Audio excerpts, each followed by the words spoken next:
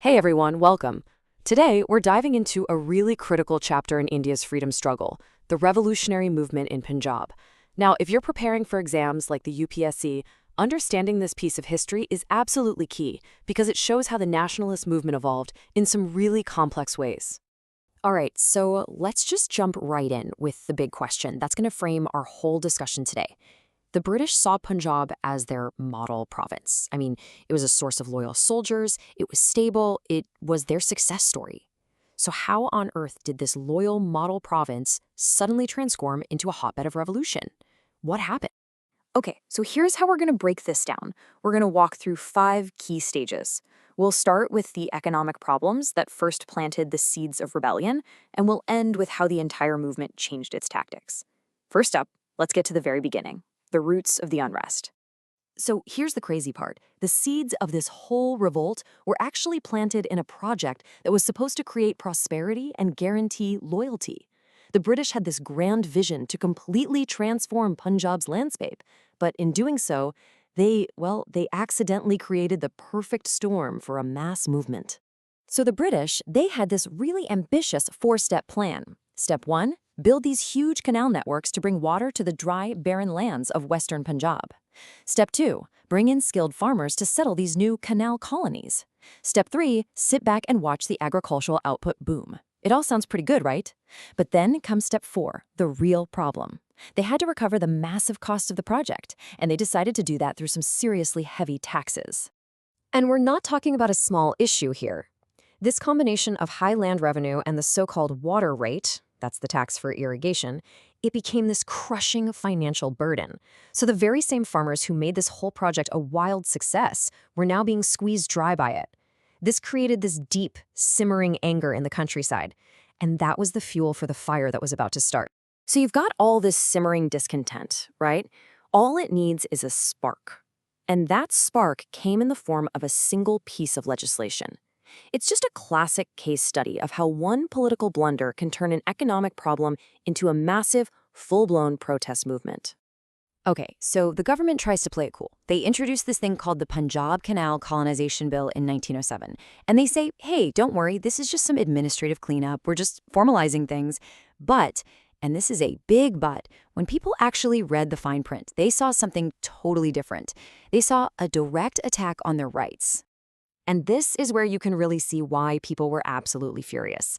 The bill basically said that farmers didn't really own the land they'd poured their lives into. Get this, if a farmer died without a direct heir, the land just went right back to the government. You couldn't even will it to a nephew or another relative. On top of that, there were huge fines for tiny rule breaking, and, you won't believe it, another tax hike. It turned proud landowners into glorified tenants on their own land. Okay, so you have all this anger, but anger without direction, well, it doesn't really go anywhere. What this movement needed was a voice, a sense of direction. And it found both thanks to a few charismatic leaders and a really powerful nationalist press that was more than ready to take on the government. And 2 key figures really step into the spotlight here: Lala Lajpat Rai and Sardar Ajit Singh. Rai was the respected elder statesman, using his newspaper, the Punjabi, to guide the movement. And then you had Ajit Singh, a truly fiery speaker who could get crowds riled up, using his paper, Bharat Mata, to organize people. Together, they were this incredible 1-2 punch that turned public anger into a real organized protest. But Ajit Singh knew that speeches and newspapers weren't quite enough. To really make an impact, they needed to get organized. So, what does he do? He founds a secret society in Lahore called the Anjuman-e-Mohispan-e-Watan, which you might know as the Bharat Mata Society. And this was a huge signal. The movement was evolving. It wasn't just about public meetings anymore. This was about building a secret revolutionary network. So, with protests popping up all over Punjab, the movement is really picking up steam. The British are starting to get seriously nervous, and so they fall back on their classic playbook, a 2-pronged attack of repression and concession. The goal? Break the movement's back and calm everyone down at the very same time. Just look at how fast things happened in May of 1907. It's wild. First, the government bans all political meetings. Bam. Then, just a few days later, on May 9th, they arrest Raleigh and Singh without a trial and ship them off to Burma. But then, and this is so important, later that same month, the government completely withdraws the bill that started the whole mess. By November, things had quieted down and the leaders were let go. So here's the bottom line. The British used the stick of repression, banning meetings, deporting leaders, to cut the head off the movement. But at the very same time, they offered the carrot of concessions by getting rid of the bill and even lowering taxes. So they took out the leadership, and they took away the reason for the protest. It was a really smart, and you could say cynical strategy. And honestly, it worked. So, the big public protests, the British pretty much squashed them. But, and this is so important to understand, the revolutionary spirit didn't just disappear. It couldn't operate out in the open anymore, so it went underground. It transformed from this big, popular movement into a new phase of secret plots and individual acts of heroism. So imagine this. Lajpat Rai and Ajit Singh get released from deportation. They come back to Punjab, and the mood has totally changed. The government's concessions had worked. That widespread public anger, it had mostly cooled down.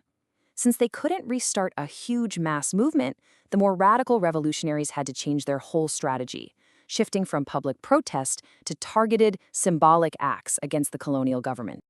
And the most dramatic, the most famous example of this new phase has to be the Delhi-Lahore conspiracy of 1912. The British were having this huge celebration because they were moving their capital to Delhi. So you have the viceroy, Lord Hardinge, on an elephant, leading this grand parade through Chandni Chowk, when suddenly a bomb is thrown. It was an absolutely stunning act of defiance. Hardinge himself was injured, but he survived. Sadly, his attendants were killed. As you can imagine, the crackdown from the state was swift and absolutely brutal. A huge investigation was launched, which became known as the Delhi conspiracy case. And this table, well, it just starkly shows the terrible price paid by the revolutionaries who were caught. 4 of them, Basant Kumar Biswas, Bhai Bal Mukund, Amir Chand, and Avad Bihari, were hanged.